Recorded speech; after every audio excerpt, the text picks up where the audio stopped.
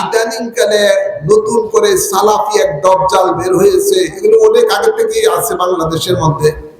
এই খবিশটা এই শবে বরাতের ইবাদতকে বলতেছে, সেও ইমামতি করে ইবাদতের মধ্যে, ওই মসজিদের মধ্যে বলতেছে শবে বরাতের রাত্রিতে মসজিদে ইবাদত থেকে বরং বেশ্যাখানায় রাত্রি যাপন করলে এটা উত্তম। আওয়াজ করবেন নাউজুবিল্লাহ। এটাও কিন্তু ইমাম, এটাও এক মসজিদে ইমাম।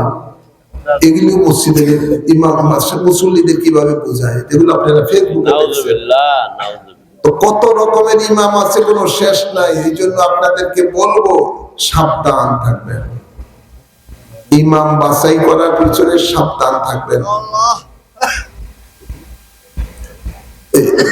এই এলাকার মানুষরা যাতে করে সহিভাবে নামাজ পড়তে পারেন, সহি ইমামের পিছনে নামাজ পড়তে পারেন, এই জন্যই সুন্নি মসজিদ দেওয়া হয়েছে। আল্লাহ কবুল করুন, আমিন বলেন। এটাকে টিকিয়ে রাখা দরকার আছে না নাই? এই মসজিদকে শানদার ভাবে গড়ে তোলার দরকার আছে না নাই? আল্লাহ কবুল করুন। এই বলে আমার আলোচনা এখানেই সমাপ্ত করলাম। আল্লাহ আমাদের সকলকে সহিভাবে তার ইবাদত করার তৌফিক দান করুন। যা আলোচনা হয়েছে এই আলোচনা যেন আমি সহ আপনারা সকলে আমল করতে পারি, সেই তৌফিক দান করুন।